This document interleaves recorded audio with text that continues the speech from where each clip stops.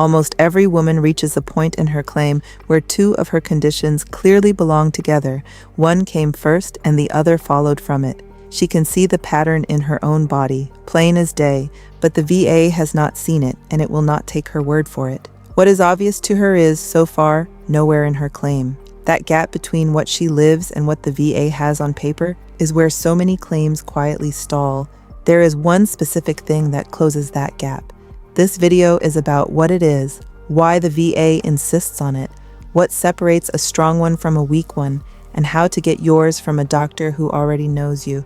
That one thing is called a nexus. A nexus is a medical opinion in writing from a provider qualified to give it, stating that one of your conditions came from another.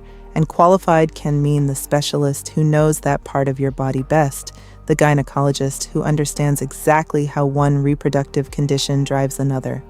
It takes what you already know about your own body and puts it where the VA can finally use it. Here is why the VA insists on it. The VA does not pay for every condition a woman carries. It pays for the ones that trace back to her service. While you served, your health was the military's responsibility. The day after you separated, it was not. So the VA draws a hard line at your service, and only what reaches back across it can be compensated.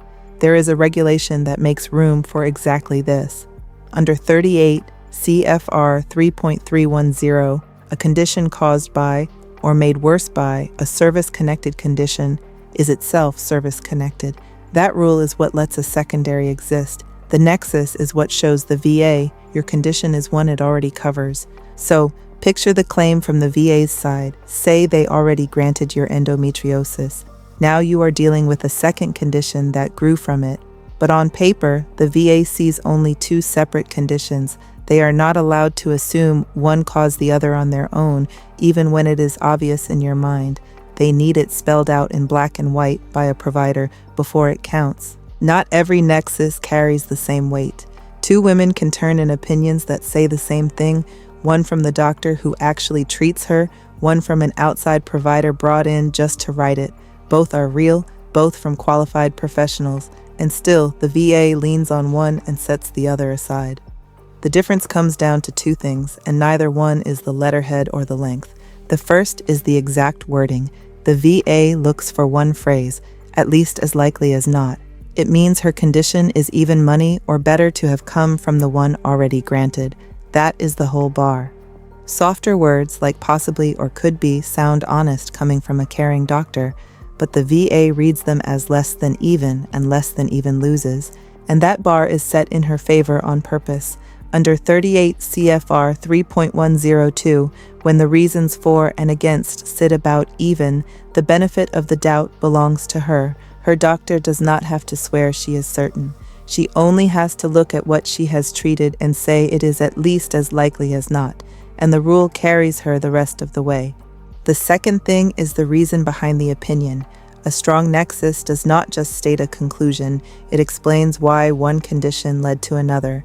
A gynecologist can explain how endometriosis drives the pelvic pain or the depression that follows it in medical terms, step by step. A signature and a yes are not enough. The because is what the VA is really weighing. So who can actually write this opinion? It does not have to be an outside provider you seek out just for a nexus. A provider who already treats you can write one. The question worth answering is who is in the best position to write yours well. The VA's own rules spell out who qualifies. Under 38 CFR 3.159, a medical opinion can come from any provider qualified by education, training, or experience. An MD, a DO, a nurse practitioner, a physician assistant, a psychologist, a specialist, like your gynecologist. The doctor who already treats you is on that list.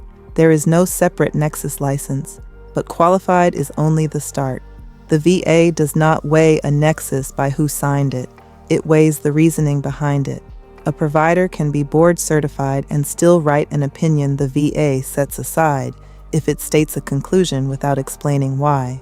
The weight is in the medical reasoning, not the title or the letterhead. This is why your own provider is often the strongest choice. Not because the VA favors a treating doctor, it does not. It is because the one who has followed your health can explain the why in detail. what she has seen over time, and how one condition led to the next. That explanation is what carries the opinion. So how do you get a Nexus letter? There is more than one path, and it helps to see each path plainly. You can ask the provider who already treats you. You can go to a specialist for your condition, or you can go to an outside provider who writes Nexus letters independently. All three paths can produce a valid one. What separates the three paths is not the provider's title. It is the reasoning inside the letter, the same standard we covered before. An outside provider can write a strong Nexus letter as long as that outside provider truly reviews your records and explains the reasoning. The reason we point first to the provider who treats you is simple. Your treating provider already has your history, so your treating provider is well placed to write the detailed reasoning the VA weighs. Whichever path you choose, give your provider what makes the letter count. Your provider knows the medicine. What your provider may not know is what the VA looks for. The phrase "at least as likely as not," and the reasoning behind the Nexus letter. You are not telling your provider what to conclude. You are making sure your provider knows the standard and that the VA needs the reasoning, not just a yes. The fastest way to understand a Nexus letter is to see a weak Nexus letter next to a strong one. Both come from qualified providers, both say your conditions are connected, but the VA treats the two very differently, and the reason is the reasoning. Here is the weak Nexus letter. In my opinion, this veteran's condition is at least as likely as not related to her service-connected condition. That is the whole letter. It hits the phrase, but it never says why. The VA reads a conclusion with no medical reasoning behind the conclusion and sets the weak Nexus letter aside. Here is the strong Nexus letter. It uses the same phrase, "at least as likely as not." Then it explains, the provider reviewed your records, names your service-connected endometriosis, and walks through how the endometriosis led to the second condition, step by step. Same conclusion, but now the VA can see the reasoning, and the strong Nexus letter carries weight. Now picture a strong Nexus letter for each condition you are claiming. One Nexus letter tying each secondary condition back to a condition the VA already granted. That is not one document. That is the spine of your whole claim, because each secondary condition the VA grants is rated on its own, and each one counts toward your overall rating. A Nexus letter is what moves a condition from something you live with to something the VA rates. Several strong Nexus letters can change the size of your claim. So this is what a Nexus letter really does for you. It takes everything you already carry, your conditions and how they connect, and puts each connection in front of the VA in the one form the VA can act on. Write each Nexus letter well, and your whole claim finally reflects your service. Before you go, there is something to keep. The Nexus checklist. It walks you through a Nexus letter and checks it against the 4 things that make a Nexus letter strong. The Nexus checklist is pinned at the top of the comments. So tell me down there, is this your first Nexus letter? I read every comment. Nothing here is a promise of any particular rating. Every claim is different. What we give you is the cleanest way we know to execute. For Guard and Reserve, Women Veterans, Step by Step, or Benefits News, subscribe to the channel that fits your fight. Earlier, you set your medical records aside. Now is when you open them.